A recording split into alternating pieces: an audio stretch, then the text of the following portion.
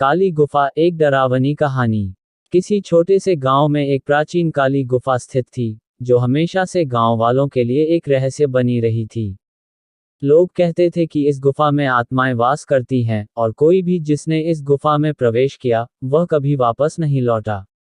गांव के बुजुर्ग अक्सर बच्चों को डराने के लिए इस गुफा का जिक्र करते थे, लेकिन समय के साथ इस गुफा के बारे में बातें अफवाहों से ज्यादा कुछ नहीं रही थीं। किंतु एक दिन गांव में एक नवयुवक अर्जुन आया।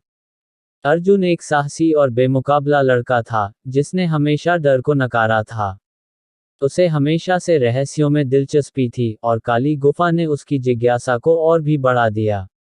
गांव वाले जब भी उसे गुफा के बारे में चेतावनी देते, तो वह केवल हंसी में उड़ा देता और कहता, यह सब केवल अफवाहें हैं, गुफा में कुछ नहीं होगा। अर्जुन ने ठान लिया कि वह उस गुफा में जाएगा और खुद यह साबित करेगा कि यह सब केवल बकवास है। एक रात, जब चांद की रोशनी अंधेरे आसमान में बिखरी हुई थी, अर्जुन ने गुफा की ओर रुख किया। उसके साथ कोई नहीं था। वह अकेले ही गुफा के रास्ते पर चल पड़ा।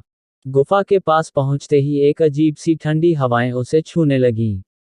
अर्जुन ने कंधे उचकाए और गुफा के अंदर घुस गया।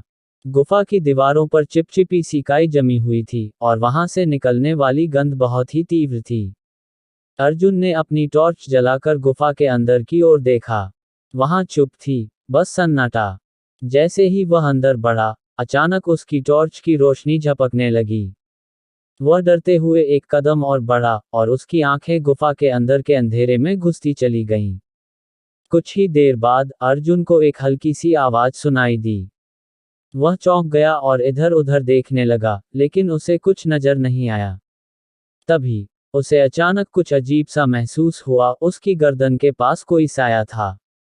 अर्जुन ने डर के मारे अपनी आंखें मिचमिचाईं, लेकिन जब उसने देखा, वहां कुछ नहीं था।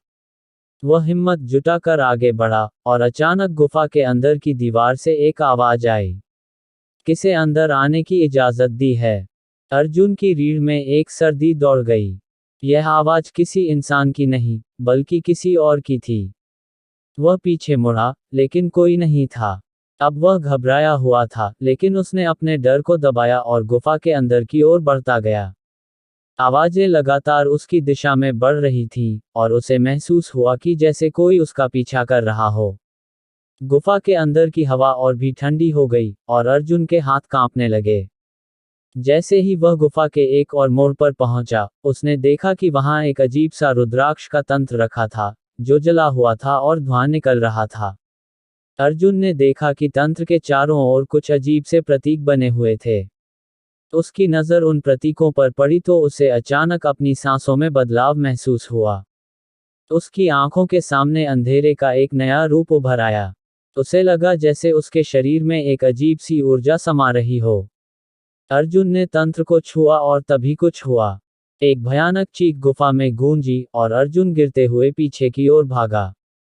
उसकी नजरें बेतहाशा इधर उधर दौड़ीं, लेकिन गुफा में एक नई शक्ति ने उसे घेर लिया था। उसने सुना कि कुछ आ रहा है, और तभी अंधेरे से एक अज्ञात प्राणी ने उसे पकड़ लिया। वह चिल्लाया, लेकिन उसकी आवाजें गुफा में खो गईं। तुमने हमारी गुफा में कदम रखा है, अब तुम हमारी ही तरह बनोगे। यह आवाज गुफा की दीवारों से आ रही थी। अर्जुन ने अपने आप को छुड़ाने की कोशिश की, लेकिन कोई फायदा नहीं हुआ। वह धीरे धीरे गहरे अंधेरे में समाता चला गया। उसे लगा जैसे गुफा का सारा अंधकार उसे निगल रहा हो। तभी उसने देखा कि गुफा में हजारों, लाखों भूली हुई आत्माएं थीं, जो अंधेरे में खो गई थीं। वह समझ चुका था कि काली गुफा कोई सामान्य गुफा नहीं थी। यह एक नरक था जहां सभी आत्माएं बंधी हुई थीं। अर्जुन के शरीर से उसकी आत्मा निकल चुकी थी, और उसकी जगह एक और आत्मा गुफा में फंसी हुई थी। अब वह भी गुफा में खो चुका था, जैसे हजारों और लोग खो चुके थे। काली गुफा ने एक और शिकार को अपनी गिरफ्त में ले लिया था। गांव वाले आज भी उसी डर से उस गुफा से दूर रहते हैं, और अर्जुन का नाम कभी किसी ने नहीं सुना। बस एक ही चेतावनी है, काली गुफा में कभी कदम मत रखना। योजक चिन्ह, योजक चिन्ह, योजक चिन्ह। यह कहानी एक चेतावनी देती है कि कुछ रहस्य ऐसे होते हैं, जिन्हें हम नहीं समझ सकते और ना ही उन्हें छेड़ना चाहिए।